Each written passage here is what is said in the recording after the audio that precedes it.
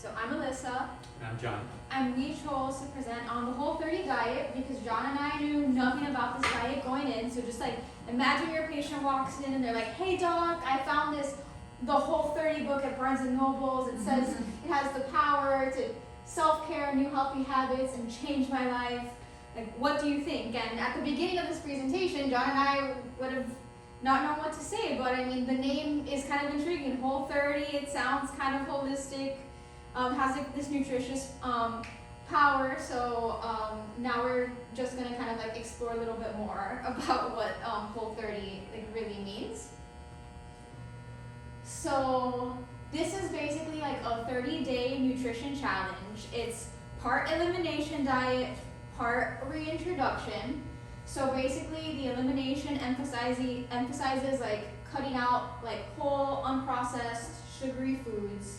And then this reintroduction phase is basically, they kind of like took, and I'll talk more about it, like kind of like these more like sensitive foods, and you introduce them slowly one by one, kind of to see how like your body reacts to them.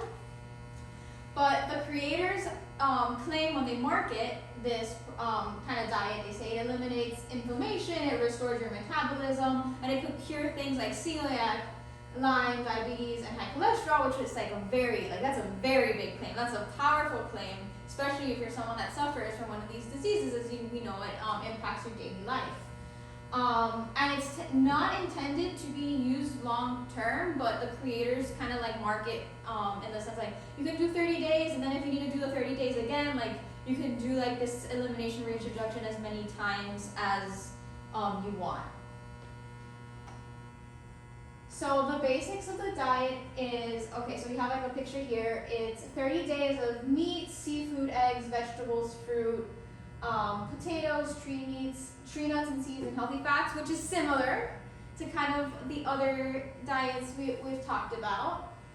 Well, that's what you can eat, and then you eliminate, I think I said that backwards. You can eat these, and then what you're eliminating is any kind of sugar, alcohol, grains, legumes, peanuts, soy, dairy products, MSG, carrageenan, added sulfites. And I kind of looked at the carrageenan literature and sulfites because I thought that was like very interesting. Like, why are we eliminating this? So carrageenan is actually taken from seaweed, from plants, and they're used a lot in foods to like emulsify and kind of like add thickness. And I went in the literature, and the literature is not sure. Some people claim that it's like inflammation, carcinogenic, but there hasn't really been like a lot of literature or like these like very like concrete findings that it does do that. Same thing with sulfites, it's used as a preservative, and there's a lot of claims that like a lot of people have sensitivities to it. More literature on the sulfites, but again, it's not like this like harrowing like amount of articles that say like they're like terrible. And then also I found interesting, like you can't recreate baked goods or treats with what you can't eat. And then the 10 days of reintroduction is basically you're going to bring back these food groups that you eliminated one at a time, and you're going to see how your body reacts, and then you'll do like 2 days of a reset, and then try the next food groups. So the way that they kind of suggest that you reintroduce foods are legumes first, then non-gluten grains, dairy, and then gluten-containing grains. And then also they have this remarkable website, and they very much promote this Whole30 certified coach, which is supposed to help you throughout these 30 days, but you have to pay for it. So that's an added thing that they promote, like adds to the experience. And this is kind of a picture of kind of like what a Whole30 plate would look like. So you have like your meat, your veggie, your healthy fat, and your greens. Those shaved Brussels sprouts. That looks amazing. Yeah. Okay. Then we mentioned the creators, and it's like, where did Whole30 come from? So it has this very extensive history going back to 2009, when the Black Eyed Peas were the music forefront. Twilight was taking over the world. And it was conceived by Melissa Urban and her ex-husband, and this literally came from a 2-person dietary experiment. They were binging on a box of Thin Mints, and they were like, this isn't that healthy, maybe we need to eat squeaky clean. So they did this 30-day challenge themselves, And they both worked in the insurance industry, and they kind of did nutrition consulting on the side, and she eventually became a certified sports nutritionist. But that's their background. Like they're not like no masters in nutrition, not in the medical field. They're just like your average individual. And what happened was she blogged about her experience. Back then in 2009, there was no social media, just online blogging. She blogged about it, and it like caught on. So she left her job, and she kind of like refined this whole 30 concept and built a team for this program. But what's interesting is that the book has sold over 1 million copies, and this was like in like 2013. So it's gone. She's a 7-time New York Times bestseller, and she's published a whole lot of like way more books than just the original Whole30. So very like influential influential person when you think about like good marketing and getting kind of like concepts out there. So then we had a little bit of healthy skepticism. So it has a lot of great claims, but what do we really think about these claims? So what are the pros and what are the cons? Some of the advantages are obviously, as you've seen from what we're eliminating versus what we're reintroducing. We're eliminating certain things we talked about with the other presentations, like the Mediterranean diet, processed foods, alcohol, simple artificial sugars. And I think something that's really important about this that some of the other diets don't address is that it really focuses on your underlying relationship between the person and food. So trying to get to that kind of mind-body connection, what you're putting in. It can be budget friendly. In general, the diet is gluten-free, halal, and kosher friendly, which I think is really good when trying to appeal to the masses. And so as you can see with the whole idea of the elimination reintroduction, it's helping to identify food sensitivities. And we'll get to the medical research in a little bit, but this is definitely a unique component. Interesting is they kind of recommend that you don't use specific metrics like hopping on a scale every day or every week or every month, because they really want to focus more on that relationship instead of trying to look in the mirror and use more superficial metrics. So again, no counting, tracking, restricting calories, no app to tailor that like a lot of other diets.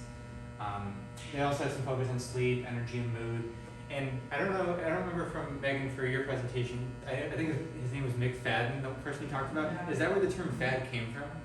Oh, that's interesting.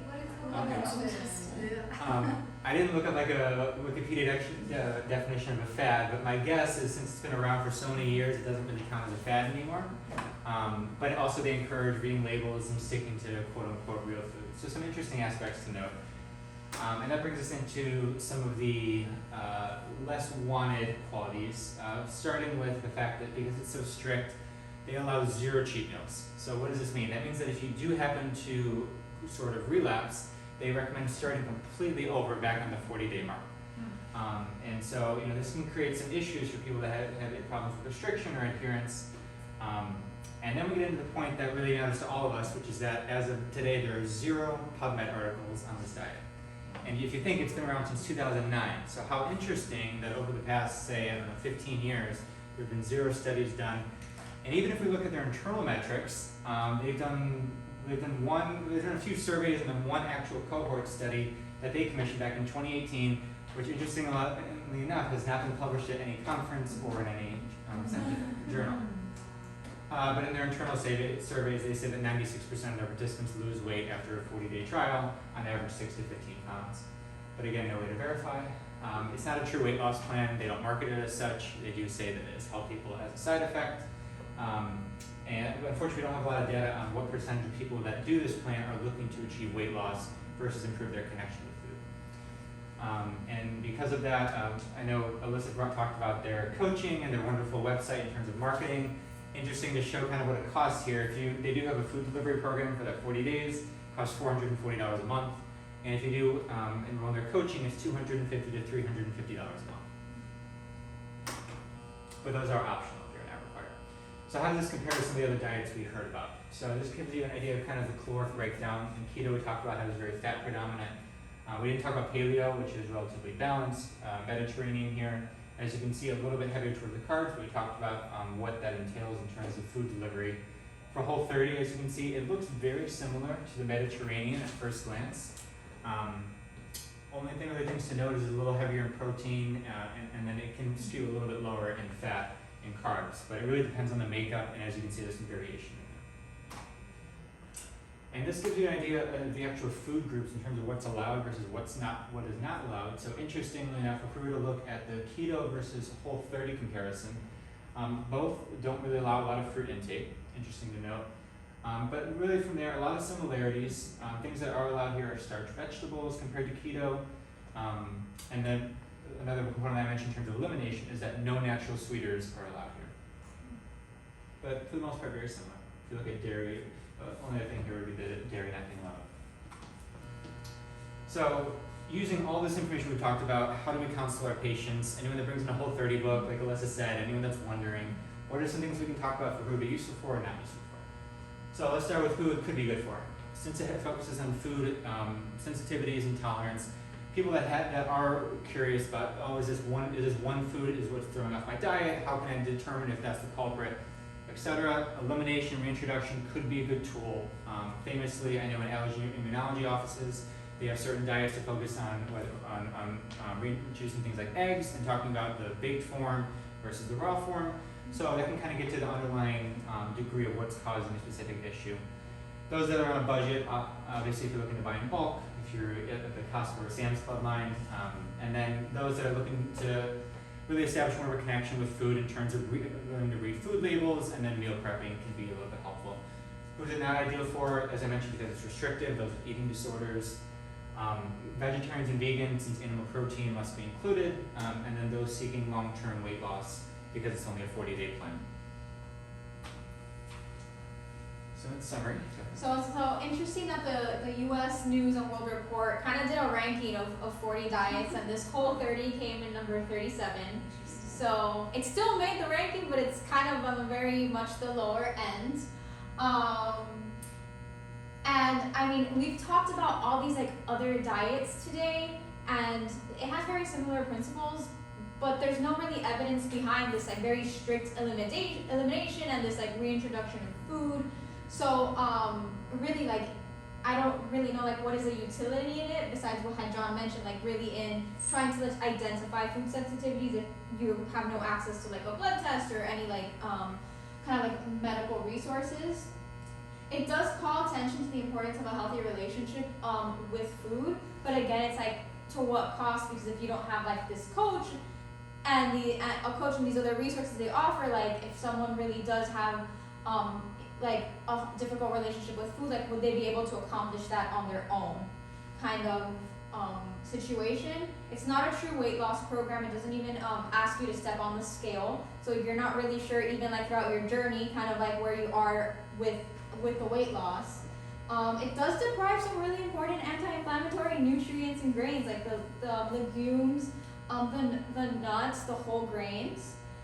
So like John and I like talked about it, and we kind of like came to the conclusion that like if a patient were to walk into our office, we would kind of like recommend like there's better alternatives that kind of use similar principles, but we think in like a more like holistically healthier fashion where you don't have to do like such a extreme elimination. And if someone is concerned about food sensitivities, there's other routes that you can do as well to kind of try to identify that instead of just like going like I can only eating specifically certain things for like 30 days.